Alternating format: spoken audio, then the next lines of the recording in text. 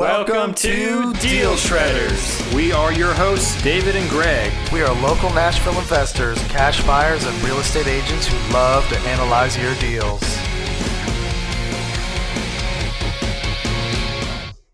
Guys, welcome to Deal Shredders, everyone. We got episode 11 with a good buddy of mine. I'm excited about this one for sure.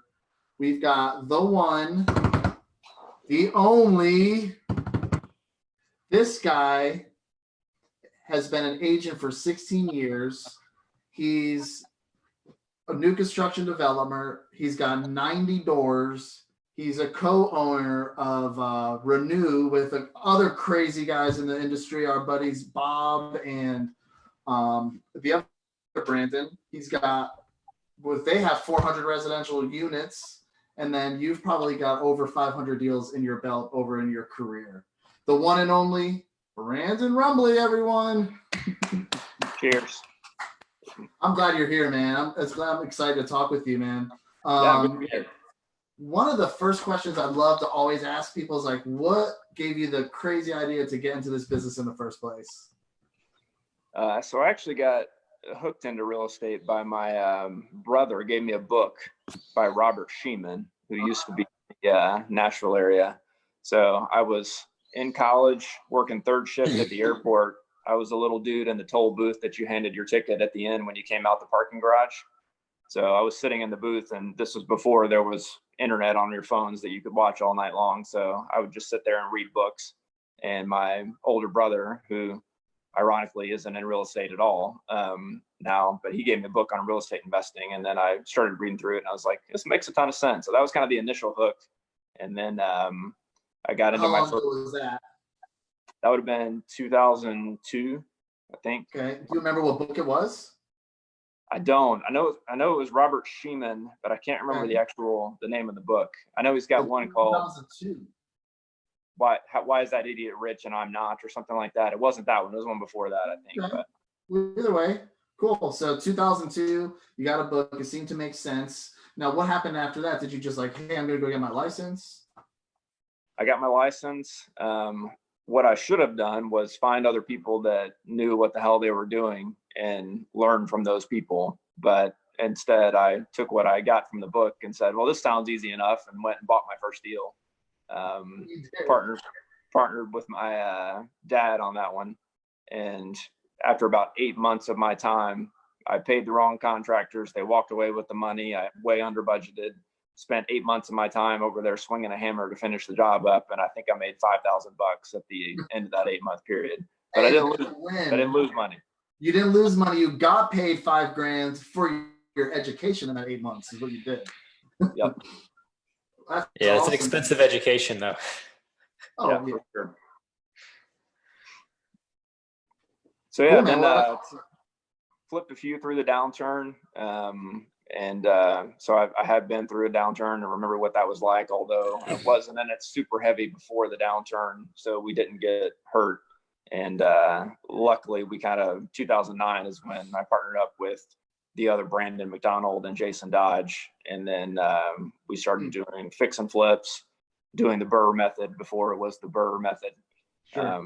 And then got into new construction development in 2012. And since then, I've built a couple hundred houses. Great. So you've been hooked up with Jason and Brandon since, over 10 09. 09. Yep. Wow. That's awesome. Yep. And so how did Renew come into play with Bob?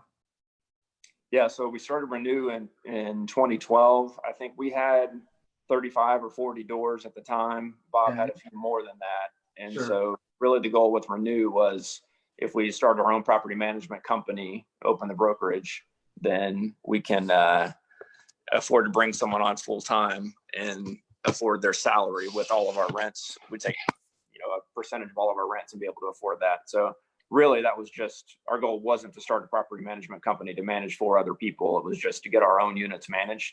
Sure. And then it sort of organically grew from there. So we went from our 70 or 80 units up now close to 400 units that we're managing, that are, some are ours that we've added. And then we started managing for other people too. That's awesome, man. Yeah. So then the question, like, when did you start doing what I would say creative financing, because some of the stuff, the reason we kind of pulled you in was like you started talking about this idea of making mortgage payments with credit cards, and I'm sure we've talked a little bit in past. I think we've had a lunch or so. Thinking about it for sure. Yeah, it's like there's so much like wealth of resources on ways to structure finances and deals and creative financing and subject to and wrapping. I know that you and Jason and your whole team are very skilled and knowledgeable in that. When did that kind of whole thing start with you, where you started getting interested in other creative ways to do the financing aspect of this business? Because that's so crucial. Yeah. So when I was in college, a wise professor said to me one time, originality is just forgetfulness. So we've really done nothing original in our business. We've just taken the time to learn from other people that have gone before us and have put together creative deal structure. So chief among those is Pete Fortunato. So if I could go back and start listening to Pete earlier in my career, that's definitely a change that I would make. So I think a lot of people, just like I did, those that do actually have the courage to go out and start doing a deal, they've kind of put the cart before the horse. So I think education is important, and that's one of the things that I would focus on earlier in my career. So, guys like Pete Fortunato, Gary Johnston, Bill Cook, John Heyer, we've spent tens of thousands on education from guys that we trust, not the gurus that are going to get you to the back of the room at the end of the conference and pay you, ask you to pay $50,000 to join their coaching program, but guys that are truly passionate about education. And yes, you pay a little money to go sit for the weekend, but the value that we've made hundreds of thousands of dollars off of the information that we've learned that we spent tens of thousands of dollars to get. So, yeah, for sure. Well worth it. What's been, what do you think, what's been one of this creative things that you've implemented that's just like you don't see anybody kind of doing, or it's very, very rarely talked about? I'd say most of the creative stuff we do is in our self-directed 401ks. Wrap loans are one of the, if you've got a small dollar IRA or 401k, then utilizing the power of a wrap loan is just ridiculous. So we've taken, our kids' educational savings accounts, for example, have a wrap loan and a second mortgage and an option on Airbnb property in East Nashville. So our kids' education, college, both, well, with a covered educational savings account, you can do both undergrad and graduate studies with that, including like secondary school for private school. So if we chose to put our kids in private school, all that's being funded through a real estate deal, through the right deal structure. Right, because basically you could sell that piece of property and I'm sure there's a lot more that I don't understand, but you had a small, amount of money in there. You wrap that with a larger amount of money, lien a property. When that property gets sold, the full payoff is going to that account. Is that what's in? So basically you could take, $5,000, wrap it with another $100,000, lien a property. And when that property sells, the full $105,000 can get then put into that savings account or IRA or whatever it is. And then instead of having to do like your yearly contribution maxes of $5,800 or whatever it is for that account, you've basically been able to put, $100,000 in there and accelerate that quite quickly. Yeah. And it's all tax-free within the covered educational savings account. So, right. But really just, there's several deals that I could go through, but I think the bigger picture is this idea of currency. So when we think about real estate and currency, most people think cash. And the currency that's most often used to purchase real estate is a promise. So I might have a little bit of money for a down payment, but I either give you a promissory note if you're the seller and we do an owner finance deal. I'm giving you a promise as currency, maybe a little bit of cash with it too. Or I'm giving that promise to a third party mortgage company that's then giving you the cash. But a promise is the most prominent currency that we use to buy real estate. So I think wrapping your head around what is the currency that I can use to acquire this piece of real estate or control this piece of real estate is where you have to start asking those questions. And I'm getting like a crazy sun behind me. So speaking of a promise, I mean, so I'm curious to hear about specifically the credit card stuff, because I know that you do a lot of stuff with credit cards. Into it. I'm just wondering, Brandon, would it be possible to break down like one of those type of deals, like the wrap deal, like kind of like arbitrary deal, like A through D? Yeah. Yeah. So I'll take a hard money loan we did out of an IRA. Perfect. That was a wrap deal, and then we can jump into the credit card stuff because that's fun too. But so yeah, we had a borrower that was that came to us, the guy that we met through other education events actually, and he needed to borrow $100K. So we happened to have $10,000 in an IRA account, and we had a lender that we work with that happened to have $90K sitting around that he was willing to loan. So together we could come up with the $100K that the borrower needed. Okay. So the borrower was willing to pay 3 points and 13% interest. It's a great return. So our guy that had the 90, he was willing to accept 10%, no points. So he put a $90,000 first mortgage into the deal. We put a $10,000 second mortgage behind him and then wrapped that 90K. So the borrower still gets the full 100K that the borrower needed. The borrower was paying 13 and 3 on the full 100K, but anything above the 10% return, no points for the 90 gets funneled into the 10K. So if you just to do the round numbers, if we took it for a year and it's at 13% interest on $100,000, that's going to be $13,000 in interest that's paid. There's going to be $3,000 in points that are paid. Mm-hmm. So there's $16,000 in total fees paid by the borrower. The 90K is going to get 10% on $90,000 is going to get $9,000 out of all of those fees, because that's what he agreed to get. No points, just a flat 10% APR. So anything above that 9K goes back into the IRA completely tax-free, because it happened to be a Roth in this instance.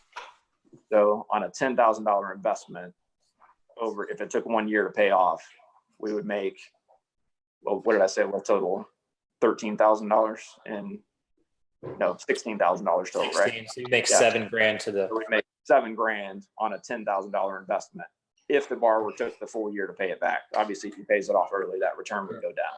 And you But But still, but it's a 70% APR return, and that's a huge way to supercharge small dollar IRAs. So tell us about the borrower. That borrower is the end buyer. They're going to live there, correct? And you're kind of putting the deal together for them because they can't qualify? This borrower was an investor, so this is a flip property. Yeah. Got it. So you're holding it while they do the work to the property. Yep. Got it. Typical hard money loan structure. Got it. Okay. So, and the benefit to, the guy that had the 90 is we're not just saying, hey, we think this is a really good deal, we're going to make some money on your money. We're actually putting our money where our mouth is, because we're putting $10,000 of our own cash into this deal. And the way it's structured in the chain of title, we're in second position behind the first money mortgage. So he's got his 90 in, we've got our 10 in, and basically that's security for him to know that we've actually evaluated this deal, because we're willing to put our own money into it behind his money, so we don't get paid unless he does first. right. And that makes it look good for them to want to do that first position loan. Yep. Do y'all do quite a bit of wrapping? We do a lot of wrapping in that same type of structure. So with our kids' educational savings accounts, with our 401k. How is something like that structured then? Say that again. How's that structured? Same way. Like doing that?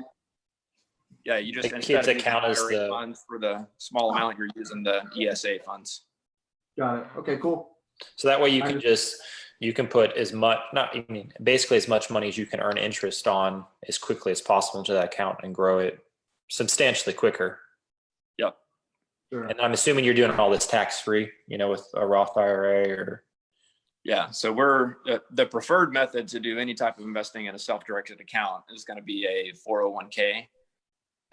So if you can do a solo 401k, then that's the best method to the Roth component of it. So you can have within a solo 401k, you can have a Roth component and then a traditional component. Mm-hmm. And there's a thing called a mega Roth, which basically you can take the traditional component, put it in, and then immediately roll it over to the Roth. So depending on your income, you can get up to, I think it's $55,000 or $60,000 per year into a Roth 401k. And the 401k is preferable because you can borrow money in a 401k to do deals. So instead of doing wrap loans like we talked about, we've actually bought property inside the 401k and then turned around and sold that property, and you can leverage, and that doesn't trigger what's called UBIT, unrelated business income tax. So borrowing money in a 401k does not trigger that, but it does if you did it in a Roth IRA. Right. And I know some guys do wholesaling or wholetailing this way, if they're trying to pump cash into it as well, because it's the same concept. Yeah. Now you do have to be careful if you're doing a bunch of quick flips inside a Roth IRA.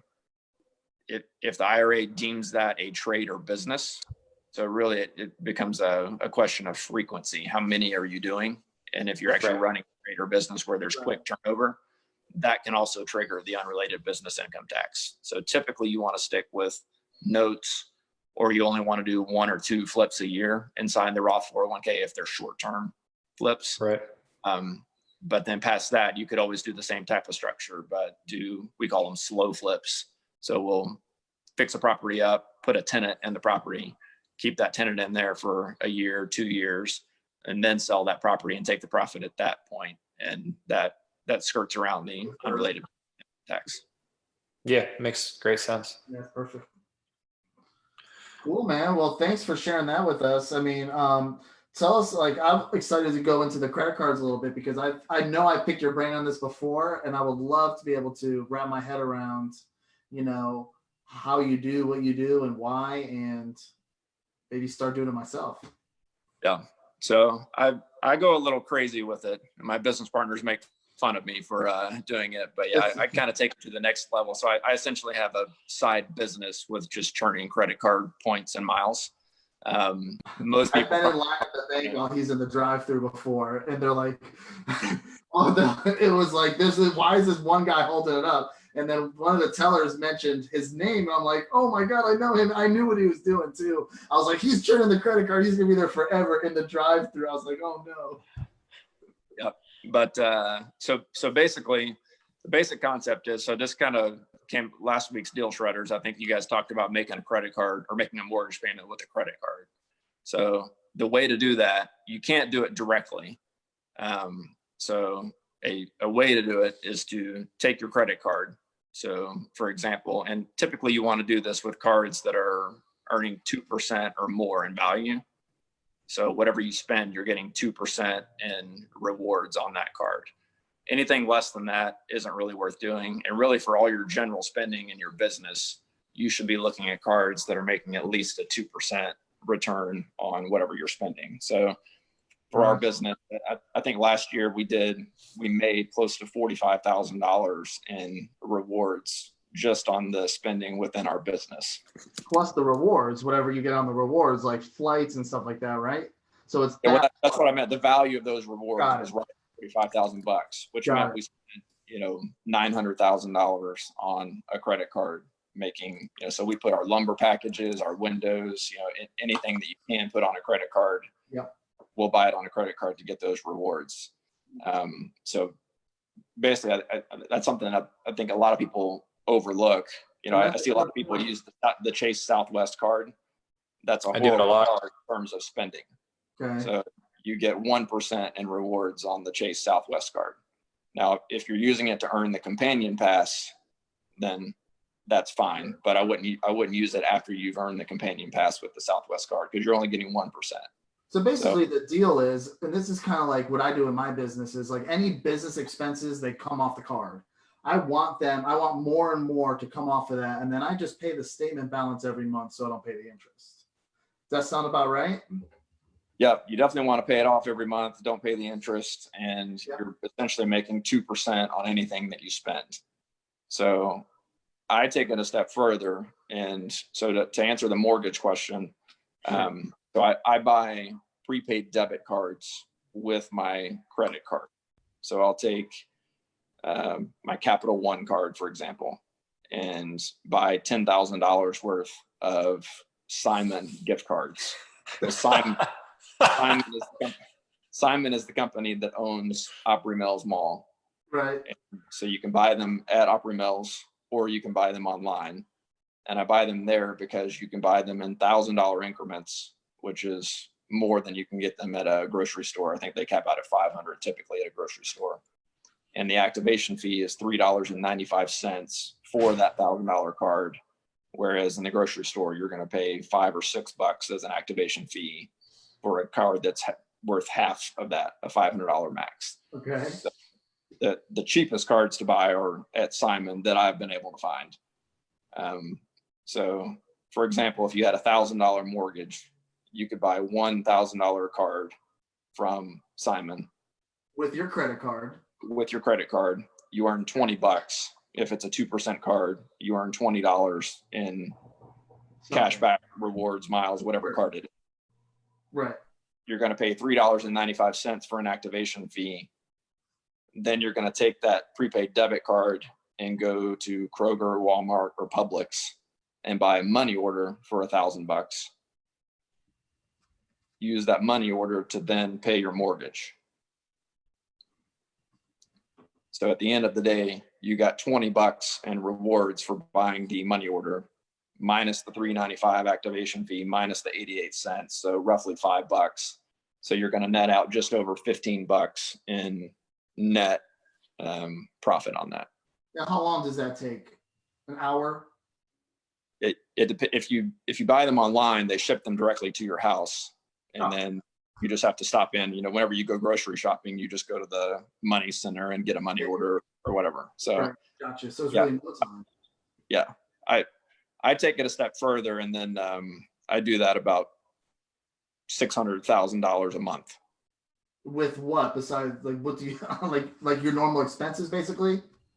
Any expenses that I have, and then you essentially can just take the cash or take the money orders, put them in your bank account, and then pay off the credit card that you bought them with in the first place. So it's just You're making a 1.5% spread. Yes. On the money you spend. So wait. So you said you do that with $600,000 a month. This is so interesting to me. Hold on. So you're making an extra $9,000 a month doing this? Ish. Like ish. He probably makes, dude, I know Brandon Rumbley. Like, we know he's a humble guy. He's probably making like 50 or 60. So I will, anybody that's watching this, if you'll email me, easiest email is probably brandon@renewtn.com. I'm going to go ahead and put that in the comments right now. What does it say one more time, buddy? Brandon@renew, RENEWTN for Tennessee.com. Brandon@renewtn.com. If you'll email me, I do have a referral link to a card that is giving you 3% back right now. Yes, I'll get $100 if you sign up for it, but you'll get $100 too if you're approved for the card. So it's an effective 3% cash back within the first calendar year. So if you email me, then I'll send you a link back, and then you can get the card, and then we both get $100. Cool. But yeah, that if you're using the 3% card, then you've got a 2.5% spread. Now, how often are you doing this? Like every 12 months, you just get a new card? Like how often are you doing this? I've got, there's all sorts of nuances, but I've got several cards that I use and some of them are you can churn more easily, meaning you can turn the credit limit over. If I have one card that's got a $40,000 credit limit, if I use that, if I max it out, pay it off, max it out, pay it off, max it out, pay it off, I can do that 5 or 6 times within the same billing cycle and essentially get $200,000 and spend on that $40,000 credit limit. Right. So do you, Wow. yeah, that's so crazy. It's so funny. My credit limit, like when we had the downturn, one of the things I did was I called all my credit card companies. I'm like, and I asked for a ridiculous amount of credit. I'm like, I had like, one was a $5,000 limit, and I was like, I want 50. And like, they gave me 30. So like, that's, a lot of people need to think about doing that. If you have good relationships with these credit card companies, you can always call and be like, hey, I want to up my limits and just do something ridiculous to do something what you're doing, because it makes it a lot easier, less churns. Yeah. That's also another tip for credit in general. So a lot of people, like if you had $10,000 in credit card limits, and then you've got $5,000 that you owe on that $10,000 card, you have a credit utilization of 50%. So if you called your credit cards and you got all of your credit cards to up your limits to $30,000, you would still owe that same $5,000, but you'd have a credit limit of $30,000.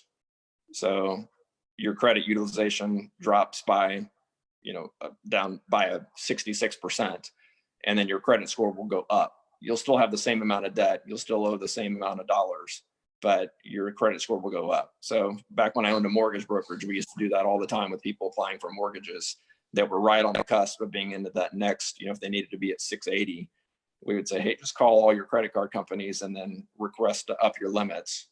And then once that cycled through, their credit score would go up by 10, 20, 30 points, even though they still owed the same amount of debt, because it's based on the amount of credit that you've used versus what you're capable of using. Wow. I do that all the time. I mean, every 2 or 3 months, if I can cycle it, I'm calling companies and asking for a credit increase. If they have a $40,000 limit and they're asking me how much, I'm just asking for as much as I can. And I just ask to talk to as many managers as I can until somebody gives me approval. But I do that consistently, so that way I'm increasing my borrowing power. So that way, when I do put 40, 50 grand on a credit card, I don't have to worry about, if I'm still doing other banking stuff going on, then it's not going to really affect my credit that much. Sure. Yep. That makes perfect sense. Well, Brandon, is there like a card, like a certain card that you would recommend right now that and number 2 part of that question is there a place that you can go and like try to shop the best cards to use throughout the day or however often? Yeah, I mean, right now, obviously that 3% card is probably the best one. So email me if you want the referral link for that. I definitely do. I will do. Outside of that one, the one we use for our business mostly is the Capital One Spark Business Card. Yeah, I got it. So that's a 2% back. What is it? Capital One what? I'm sorry? Capital One Spark. Spark. Got that. Okay, put that in the comments. City Double Cash is another one that's a 2% card. That's 2% cash back. So those 2 cards, if you fly a certain airline or if you stay at a certain hotel, then some of those cards can be lucrative for you to use. But for general spending. Yep, I do that for American. Whenever I go for a flight and they're like, oh, 60,000 miles, every time I fill it out and put a flight on it every single time. And I just accumulate them. I haven't paid for a flight in a while now. Yep. I do that specifically for that. Yeah, but just for general spending, those 2 cards are good. Anything really that gets you 2% back or better, if you just, Google, best credit cards, then there's all sorts of lists that are out there. But yeah, read the fine print and make sure that you're getting that 2% in value or better. So Brandon, talk to me. This should be a class. We should do a class on this almost. It's pretty cool. It is. I mean, it's super powerful. So I love it. I'm curious, have you had any issues with cycling your credit this much with bank stuff though, and trying to communicate this to lenders, like what you're doing, or are you at a point where it really doesn't matter now, In terms of like them seeing the money going in and out of the bank account? Well, that, I guess you're paying off all the credit cards before it ever is reporting the amounts, because you're basically maxing out your cards, cycling it through, and then paying them off. But at some point, if you're not really on that, some of those amounts are going to get reported, for your credit report as you're trying to get construction loans and everything else. And they're gonna be like, why do you have $50,000 on this credit card and 80 over here and 40 over here, Yeah, you want to make sure. And obviously the trap is, the reason that credit cards offer these things is for every guy like me that they're losing money on, because, they're paying me more in rewards than what they're getting through the fees at the, Right. From Simon. Mm-hmm. So they're losing money on me. But for every guy like me, there's a guy that either tries to do what I'm going to do or applies for the card. And then, 6 months later ends up $20,000 in credit card debt at 21%. So obviously the danger is you have to be responsible and pay your credit card off every month. And it's a discipline. It's disciplinary for sure. And there's work involved, and the work is to do all that stuff that you have to do. And that's the reward. But you have to be disciplined. Yeah. Well, guys, Brandon, that was amazing, man. I appreciate all the knowledge for sure. Any last minute advice? Because I'm about to cut this off. We got about 60 seconds. Yeah. Find out anywhere on the real estate side, find out anywhere that Pete Fortunato is teaching and go see him. Pete Fortunato. Yeah. I think it's peterfortunato.com. BillandKimCook.com they usually have all of Pete's classes. And then assets101.com is Dykes Bodiford, who's another instructor that we love to go see. But yeah, those guys, I've paid them a lot of money for education, and it's really not that expensive. It's typically $500-600 a weekend for a weekend course. Yeah. But I've made hundreds of thousands of dollars off of what I've learned from those guys. So yeah, if I could give any advice, it would be educate yourselves. It's awesome. Well, it was a pleasure, guys. It was amazing. So Brandon Rumbley, episode 11, we are signing off. Thanks, buddy. Yeah. See you guys.